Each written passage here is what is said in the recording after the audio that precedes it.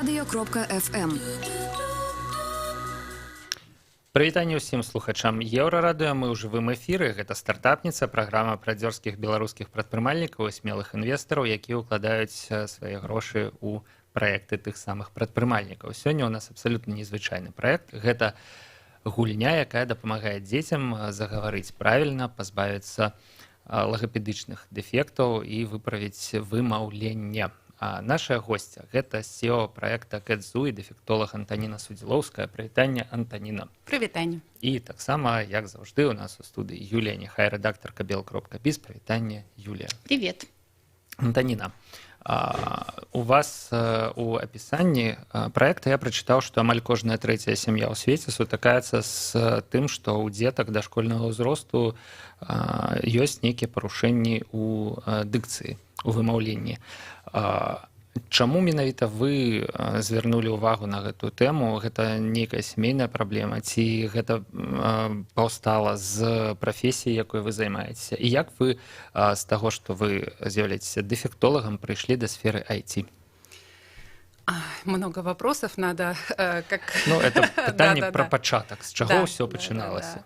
Ну, в моей жизни всегда какое-то такое место есть случаю, и все начиналось, наверное, путь начинался очень давно, еще с 3-го курса университета, когда я стартовала работу свою по специальности, и совершенно случайно вот случился декрет, в котором, наверное, какой-то информационный вакуум возник. Я пошла на эти курсы, познакомилась с индустрией, совершенно случайно попала в IT-стартап с компьютерным зрением к ребятам, которые занимались переводчиком языка жестов, как эксперты меня пригласили в это направление. Был такой стартап белорусский, да? Да. И вот там, в общем-то, у меня совершенно повернулось мое мировоззрение. Я поняла, сколько возможностей вообще несет индустрия для образования, для специального образования, для медицины, для всех этих технологий, какой мост, какой вообще, вернее, пропасть какая между этими двумя вершинами, которые вот захотелось каким-то образом восполнить.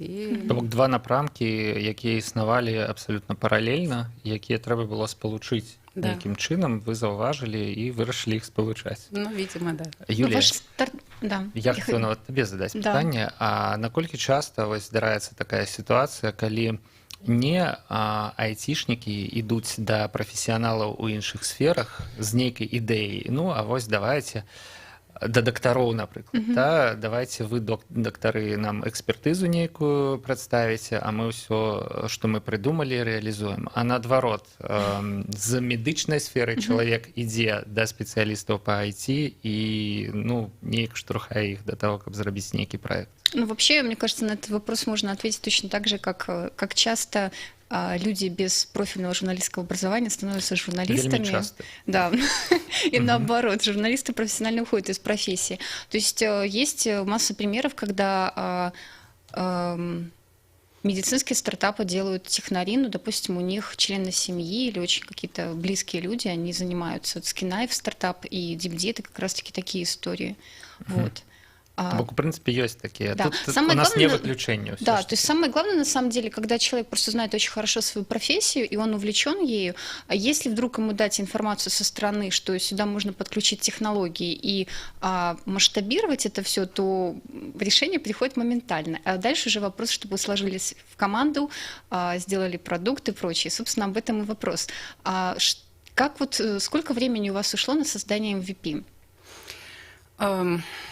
Конкретно такой официальный старт проекта начался с хакатона Social Weekend, когда мы каким-то образом оформились как команда, прошли великолепный курс такой, пополняющий наши знания, систематизирующий какие-то бизнес-модели, и началась активная разработка. В апреле месяце к нам подключился сильный программист, и, в общем-то, с этого периода до сегодняшнего дня уже готова такая демонстрационная техническая версия того, как это может быть, как работать. Вот буквально счет на дни, когда уже будет готова версия продуктовая, которую можно уже каким-то образом тестировать на пользователях, запускать в App Store и так далее.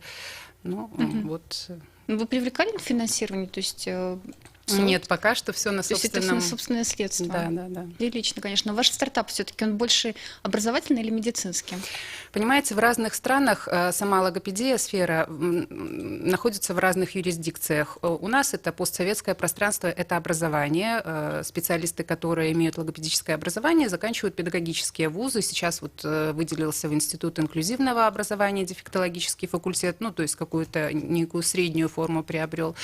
Очень много медицинских специальностей мы проходили, очень много психологии было.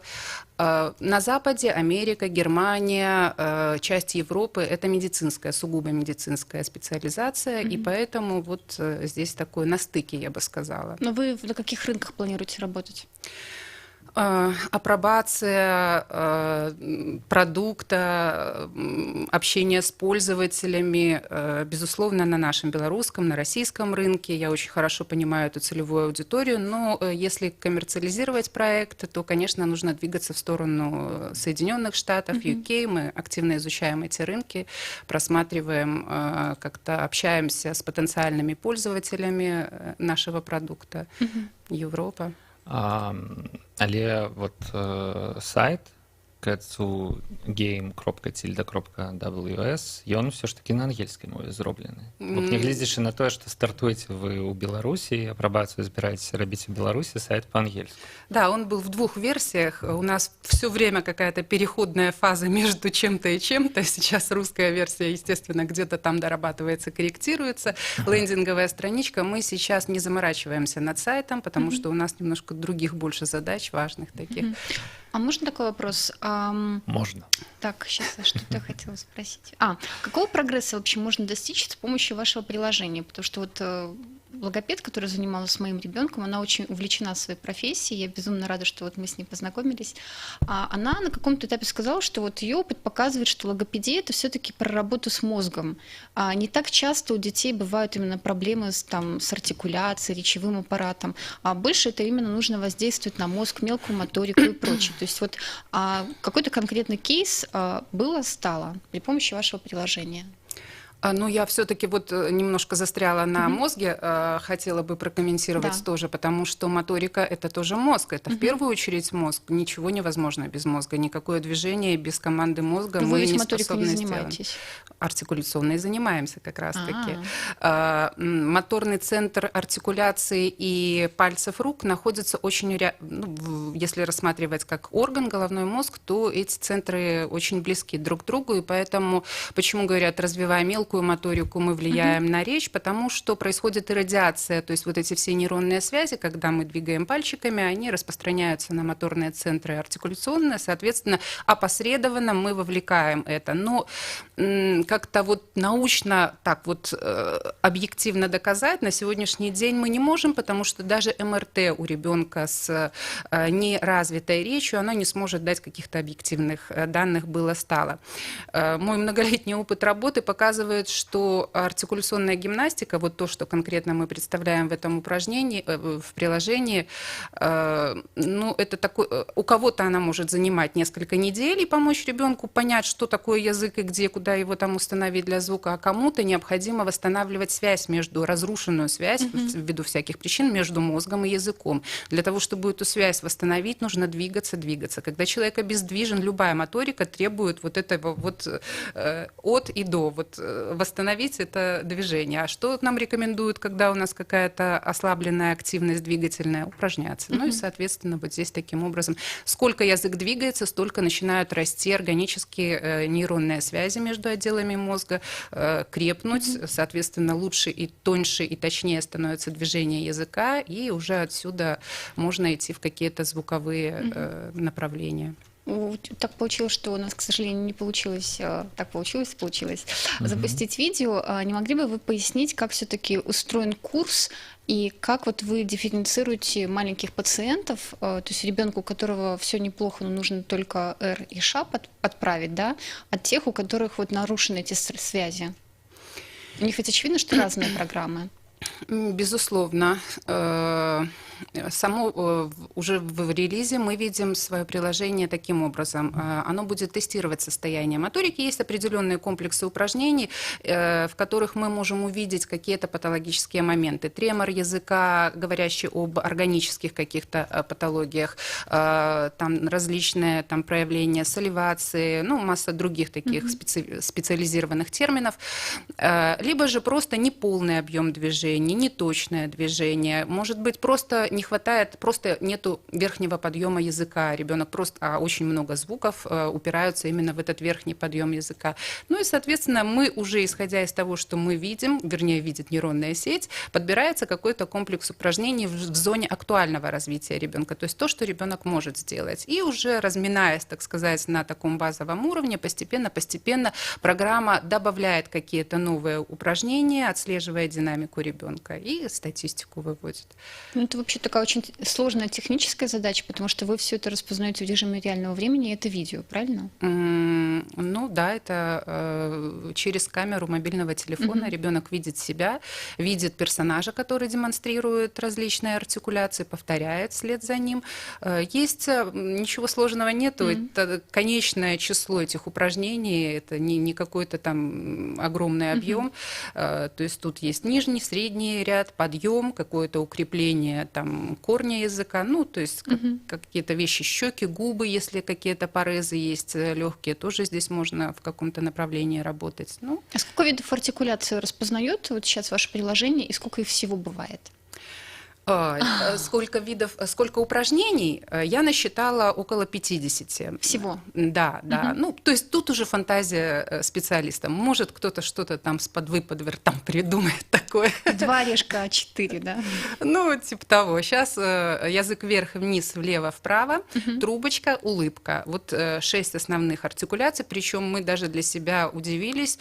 Мы выяснили не только... Мы сначала хотели добиться вот в первой версии наличие и отсутствие упражнения. Но в ходе разметки датасета получилось так, что нейронная сеть начала различать не только вверх-вниз, но и вверх сильно, слабо, влево сильно. Сеть. То есть она более точная, то есть она уже видит неполный объем. На сегодняшний день мы уже какую-то минимальную диагностику можем проводить и уже различать ребенка с таким гипертонусом или более ослабленным. Сколько вы сейчас датасет? Ой, датасет около 50 тысяч видеофайлов мы собрали. А насколько сложно было его получить? Вось як ён собрался-то? Мы сотрудничаем с учреждениями образования, подписываем согласие с родителями, кто заинтересован в развитии. Вообще, на самом деле, охотно идут родители на эти вещи, особенно те, которые понимают значимость для своих детей, которые знают, что потом же это будет на базе этих учреждений апробироваться, и в пользовании им эти приложения будут отданы, поддерживают охотно. Ну, физически собирать это сложно. Это нужно сидеть с каждым ребенком, с ним артикулировать, язык на плечо после дня сбора датасета, и вот так вот каждый день. Вот как на вас выйти родителям, у которых вот в их учреждении образования нет такой возможности, вот они посмотрят эту программу, и они поймут, что для них это очень актуально, вот они хотят посотрудничать. Что им делать? Куда писать? Да, я свободна в доступе в соцсетях, без проблем. Кэтзугейм.тильда. Да. Артикуляция. У меня есть группа в Фейсбуке, туда тоже можно писать, подключаться. Мы, правда, уже, да. Ну, то есть, а дальше, получается, есть какие-то конкретные центры, вы скажете их адреса, вот алгоритм? Первую версию, вот то, что сейчас будет запущено, мы все-таки протестируем и будем сотрудничать с теми учреждениями, с которыми мы договорились, и это будет какой-то ограниченный период времени, а потом, когда мы убедимся в том, что да, это можно, все-таки чем больше людей подключаются, тем рассосредотачивается контроль, и ты уже не можешь какие-то процессы контролировать. Поэтому на начальном этапе для того, чтобы убедиться, что да, это хорошо, отзывы специалистов получить, вот какой-то первичный вот такой вот, там какие-то баги подправить, и тогда уже сможем дальше. Сябры, нам час зрабіць перапынак на кароткі выпуск навінаў. Гэта стартапніца. Мы размаўляем пра прыкладанне Кэдзу, якое дапамагае дзецям загаварыць правільна. Праз 2 хвіліны вяртаемся ў студыю, а зараз выпуск навінаў, не пераключайцеся. Еўрапейскае радыё для Беларусі.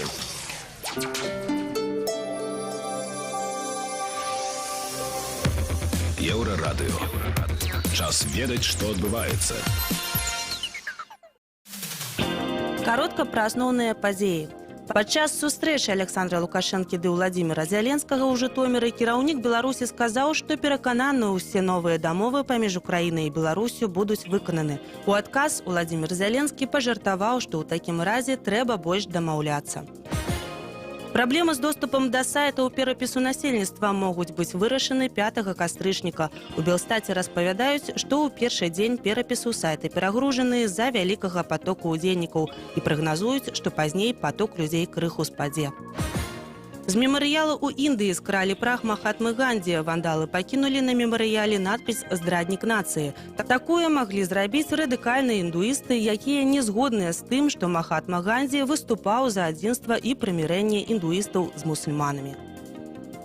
Транспартны самалёт, які 4 кастрычніка ўпаў каля Львова, ляцеў з Іспаніі ў Турцыю і збіраўся правесці дазапраўку ва ўкраіне ў міжнародным аэрапорце Львоў. Ён пайшоў на аварыйную пасадку пасля таго, як у яго скончылася паліва.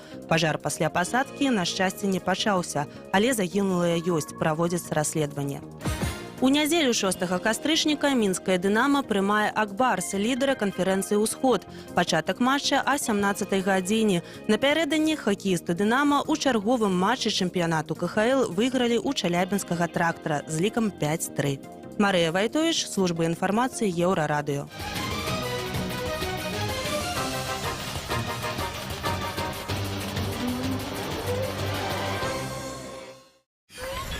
Еўрарадыё.фм. Вяртаемся ў студыю Еўрарадыё, працягваем праграму «Стартапніца». Наша госця, дэфектолог і SEO праекта Кэдзу Антаніна Судзілоўская. Яшчэ раз прывітанне, Антаніна. І, як заўжды, Юлія Нехай. Яшчэ раз прывітанне, Юлія. Привет. Юлія – это рэдактарка bel.biz. Мы размаўляем пра Кэдзу. Гэта гульня, якая дапамагае дзеткам з вымаўленнем, выправіць парушэнні вымаўлення ў дзяцей ад 3 да 8 гадоў. Шмат ужо чаго мы расказалі пра тое, як працуе гэты стартап. У мяне засталося крыху тэхнічных пытанняў. Першае, чаму Кэдзу? Чаму это называецца Кэдзу? Я так разумею, што это не першая назва, і ў пэўны момант вы змянілі яе з назвы Greet the Cat на Кэдзу. Вось распавядзіце, якая гісторыя. Логотип застаўся, а назва поменялась. Да, это самый сложный вопрос, потому что мы долго искали это название. Очень много уже занято таких вот слов, как лого. Лого вообще в английском языке в логотипы уходит. Арти в арт вообще уходит. И вот крутили-вертели и пошли от потребности ребенка, то, что ему больше всего нравится. Проводили тестирование, анкетирование родителей, где, не сказать, что большинство, но очень часто возникало слово «котиков любят дети». Вот появился котик как персонаж этой игры, который сопровождает, который консультирует, причем консультирует не только детей во время, как визуально поддерживает детей во время выполнения упражнений, но и родителям дает какие-то советы по развитию речи. Вот Зу. А Зу? Зу, потому что гладиолус, не знаю. Я скажу так, что гэтая стратегия, в плане, потому что Gladiolus, яна, в принципе, дае свой плёнок. Калі мы ўводзім Кэдзу у Google, дык старонка вашага стартапа першая у выдачы, і гэта, в принципе, дарагога варта. Вось. Далей там ужо ідуць нейкія незразумелыя хэштегі ў інстаграмах, але вынік ёсць. Вы сказалі, што пасля у нейкі момант пасля запуска вы перададзіце гэтую гульню тым установам, з якімі вы супрацоўнічаеце. То бок гэта гуманітарны праект, Какая модель монетизации? Да, просто взять, распрацаваць гэта, укласці свае грошы, а пасля перадаць лагапедычным цэнтрам беларускім. Это пробация. Я тут Ну, нечто не разумею, покуль. Ну, мы не ориентируемся на белорусский рынок, как на рынок, в котором можно заработать. Несмотря на это, мы проводили опрос родителей и просто вот так вот в наглую спрашивали, сколько вы готовы заплатить за такое приложение. Получилось, готовы платить около 70%, 30% хотят бесплатно зарабатывать и на рекламе, причем около там 35 говорят о том, что около $10 они бы заплатили, в месяц? Разовая оплата в целом, да. А остальные говорят о том, что готовы платить, в принципе, любые деньги, лишь бы это помогало этим детям, лишь бы это работало. Но приложение, оно, получается, поддерживает работу логопеда или заменяет его? Оно ускоряет... Логопед стоит $10 в час. Да. Для справки. Да. Ускоряет работу логопеда. То есть чем быстрее натренирован будет язык, тем быстрее логопед поставит звуки. Конечно, каким-то частным логопедам, может быть, будет и невыгодно ускорять эти процессы. Лучше он посидит возле зеркала, там еще с 5 занятий, там с 10 и помнет этот язык. Но все равно индустрия выталкивает вот эти вот вещи. Пользователь быстро ориентируется в том, что ему более выгодно, что быстрее, что приносит пользу. Вот. Сказать, что мы заберем работу у логопедов, я не смогу. Это такая ниша, которая просто ускорит, оптимизирует какие-то процессы. Потому что логопедическая, вам же знакома, это очень широкая ниша, там не только звуки, там и много всего. Да. А насколько вообще это универсальная вещь? То есть русское, белорусское, но отличается от французского или английского. В том-то и дело, что здесь не в звуке дело, здесь дело в движении. Если нужно поднять язык нужно в каком-то направлении для любого звука, будь то французского или английского, есть какой-то комплекс упражнений, и все. Это упражнения, это не звуки. Они в разных странах отличаются?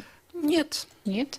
Как могут отличаться? Просто для разных звуков могут быть разные подобраны упражнения, но все равно их набор конечный. Мы не можем ничего сделать такого с языком, чего мы не можем сделать.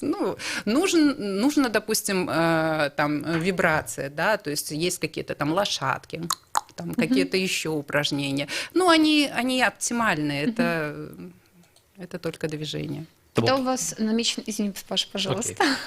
Когда у вас намечен релиз, и что в него войдет?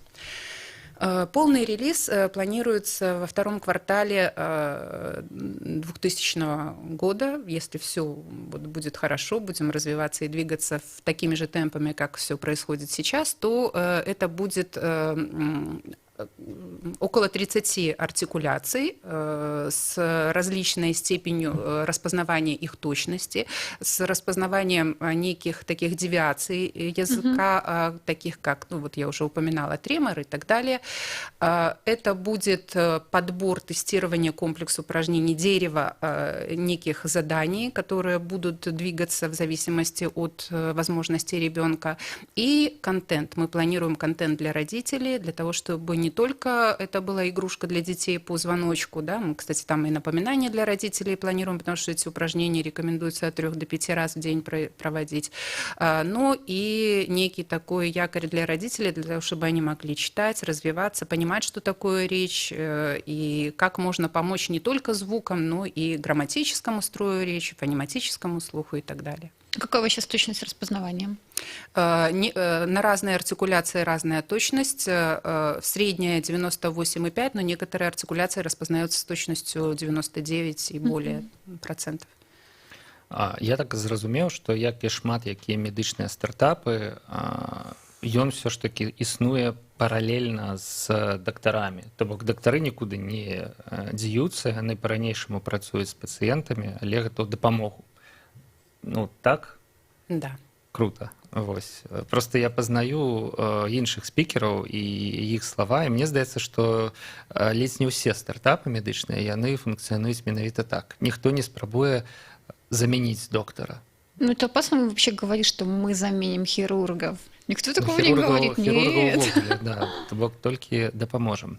Ці ёсць нейкія магчымасці колькасна вымераць вынік? Вось, напрыклад, паказаць яго інвестару. Напрыклад, наш стартап дапамагае такой-то колькасці дзяцей дапамог. Да, вось неяк упэўнена гэта сказаць, каб пасля дэманстраваць гэтыя лічбы у пошуку фінансавання. Мы задумывались над этим вопросом. Так сказать будет невозможно, потому что у всех совершенно разное состояние. Вымерять всех по одному и скорость каким-то образом сопоставлять будет невозможно. Все будет идти от ребенка, от конкретного ребенка, и динамика будет замеряться относительно конкретного ребенка. И это правильный подход, я считаю.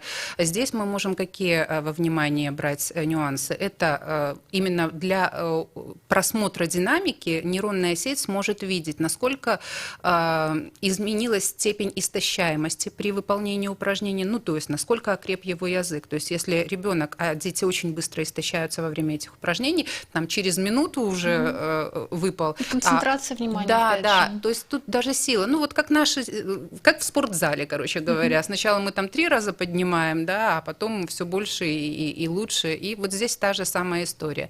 То есть время истощения, опять-таки точность, как мы ее видим и будем видеть, насколько больше процент точности выдает ребенок в ходе выполнения упражнения, и нивелирование различных вот патологических проявлений, насколько они уходят и в его движениях. Як вы плануеце выбудаваць фінансаванне стартапа ў будучыні? Пакуль што мы вас чулі ў першай частцы праграмы, вы ўкладаеце толькі свае сродкі ў яго. Ці будзеце вы ўвогуле шукаць інвестараў?